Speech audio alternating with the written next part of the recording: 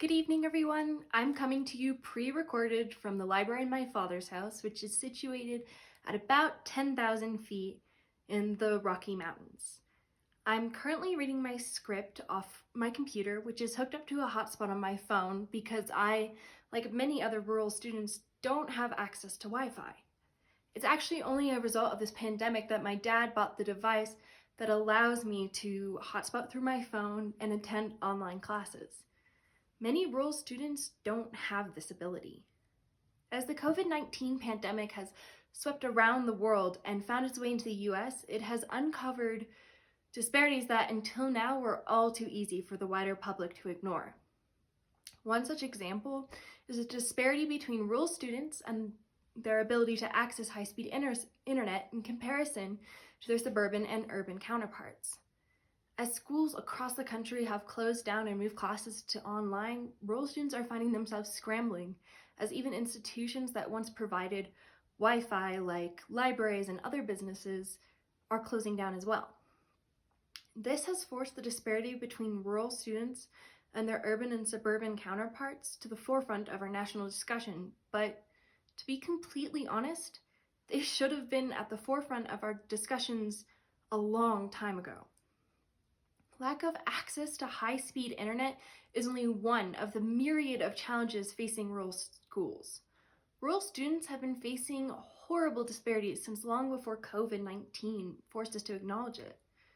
For example, rural schools are facing an incredible shortage of qualified teachers, with some districts being lucky to receive one application for an open post. That means that current rural teachers and superintendents are struggling to provide a good quality education as they are forced to put on several different hats, such as simple tasks like bus driving, to make sure that their schools are running at all. Rural students are also more likely to have low educational attainment rates. As of 2015, rural citizens with a bachelor's degree was hovering around 19%, while urban citizens with a bachelor's degree was closer to 33%. Now, the 19% that we saw in rural areas was an improvement over the 15% that was recorded in 2000, but it was lagging behind the educational attainment growth that we were seeing in rural areas, or urban areas, which saw a whopping 7% growth within the same time frame.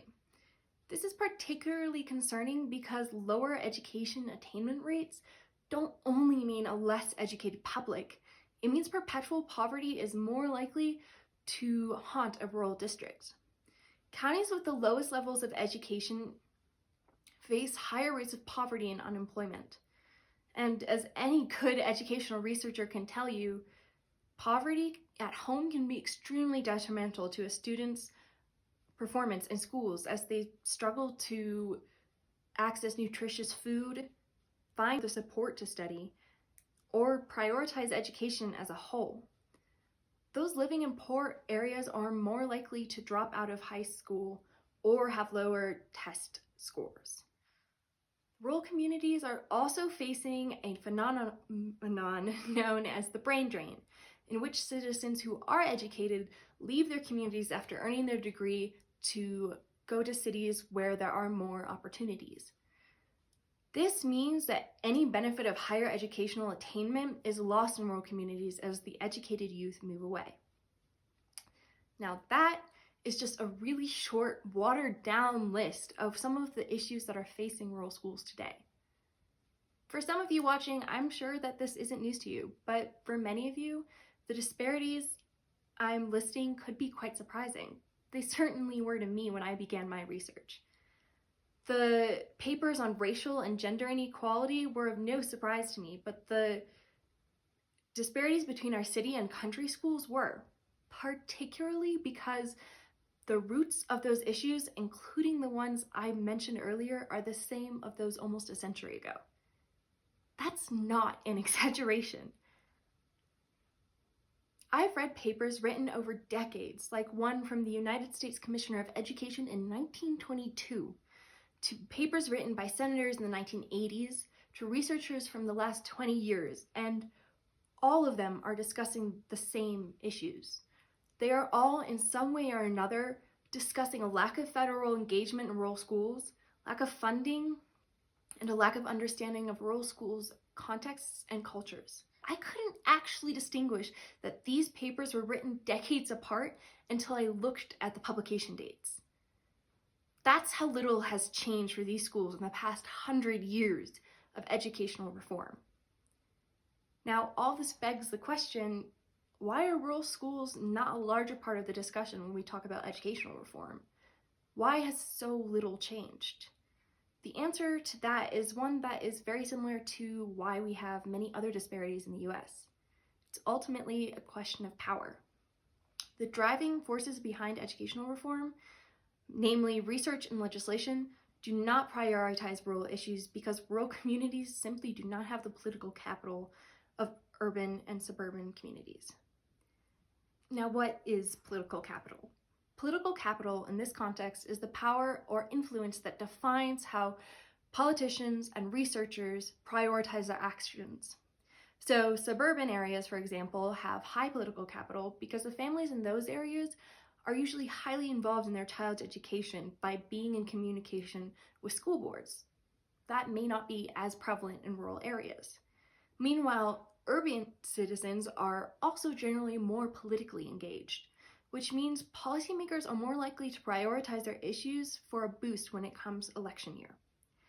Essentially, as far as policymakers are concerned, the phrase out of sight, out of mind is far too applicable to rural schools. So the rest of this talk, I'm going to be doing a little bit on why this is occurring in the first place. So let's begin with the first driving force in change, academic research. The first deficiency in rural educational research is simply that there isn't much of it to begin with. I first started noticing the papers across the decades had similar themes because I was so desperate for any research on my topic that I was reading papers first and looking at publication dates later. Don't judge me, I did get better at researching as time went on.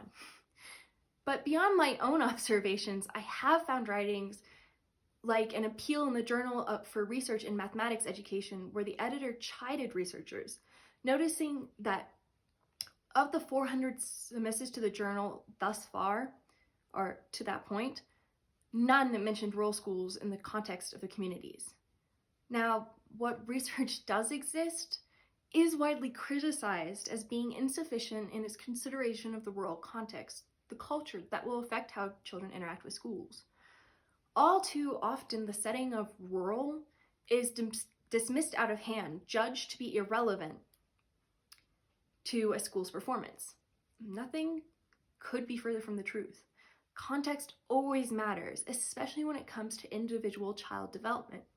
From the way parents interact with school boards to the hopelessness seeping in because of persistent poverty, it all influences how students interact with their schools, and therefore how the schools interact with them. Researchers must take context into consideration. Only when we understand the rural situation and the people that it creates can we address the concerns of low test scores and education attainment. Now, the general apathy from researchers in understanding rural contexts causes local decision makers in rural areas to be hesitant to take a research at face value. Jason Bell, the secondary supervisor for Polk County Schools in Tennessee, pointed out in a 2019 article from Education Weekly that many of the struggles that research suggests don't work in rural areas. Firing teachers who aren't meeting standards is detrimental when a school can barely get teachers to begin with. As a result, even when rural schools are receiving research, they generally take it with a grain of salt, assuming that it is not truly meant for their schools. Then there is one more simple problem. Research can be extremely expensive. Many articles on databases need to be bought in order for schools and their reformers to access them. Even if good research does exist, it may not be accessible to the impoverished or poorly funded schools in rural areas. The source of this perpetual absence of substantial research is largely the lack of incentives for academics to delve into their subject of rural education. There's little glory in chasing the least high-profile subject of inequality.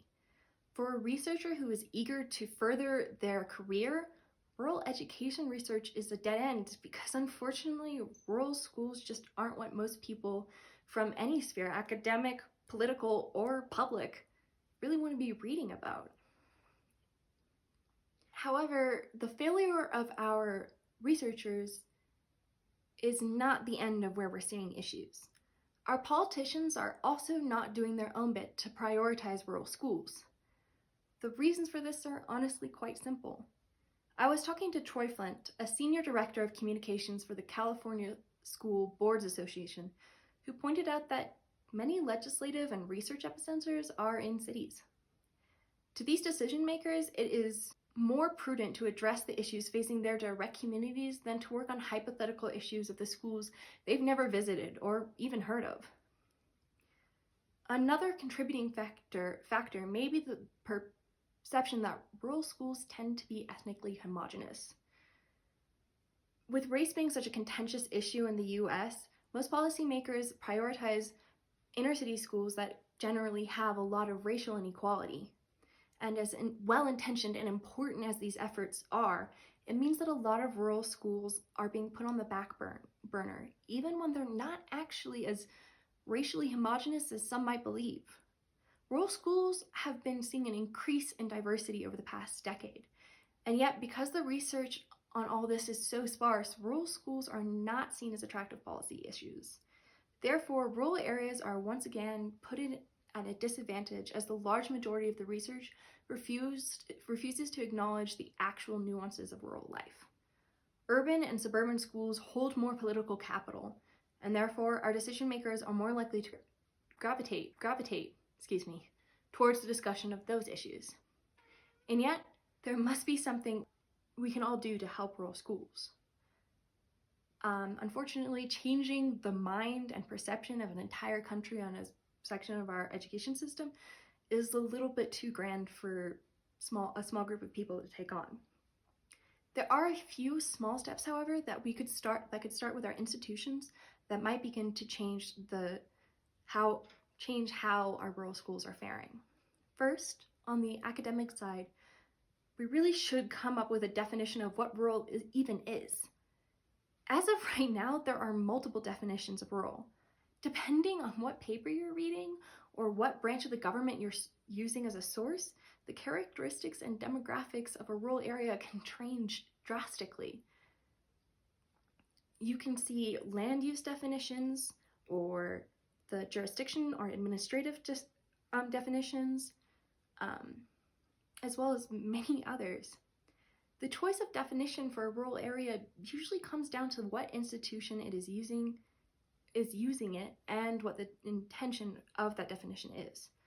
For example, a program focused on working with local governments to provide assistance most likely uses administrative, which is based on jurisdictional lines, for its understanding of rural. On the other hand, programs addressing the disadvantage suffered by sparsely populated areas, which are often rural, look at population density. The variability of the definition can grossly change the parameters of a rural sphere.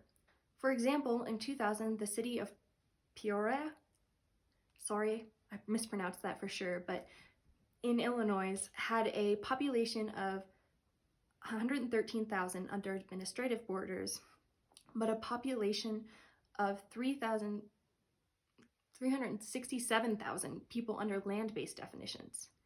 These fluctuations can mean that what we could be considering as rural might in fact actually be including districts that are more accurately described as suburban, which are generally better off financially and educationally than rural schools. How are we supposed to aid our underserved populations if we can't even define who they are?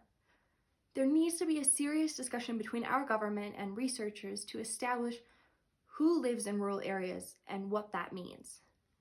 In such a general and short definition as not urban, the multitude of cultures, contexts, and features of rural is drowned out.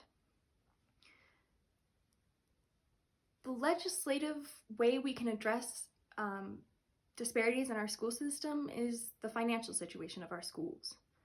Almost 50% of our educational funds of school educational funds are based on property taxes retrieved by the land around the schools, while the federal government chips only about 8 to 9% of funding for public education. This puts rural areas at a disadvantage as the land is more often than not assessed at lower values than an urban or suburban area. Essentially, this means that impoverished areas can have lesser taxes than wealthier areas.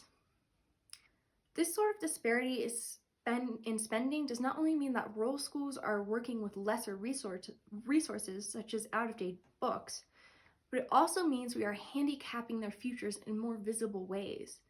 In California, increasing school spending for low-income students by as little as 10% promoted at least a 13% point increase in the likelihood of a student graduating from high school.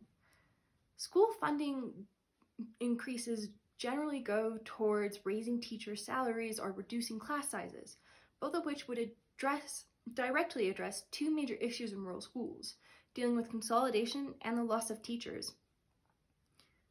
So in making sure that we have more equal funding for schools would only further the improvement of education quality and reduce inequality. Now, obviously, research and legislation will never be perfect.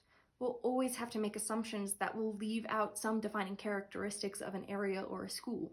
I mean, I live in a rural area, but it's really different from Mercersburg, which is full of cows and farms. So the rural definition and situations can be very different depending where you are. But we really should start looking at these schools seriously. We should at least have research and legislation that is based on the circumstances so that they can actually help the schools they are tasked with helping.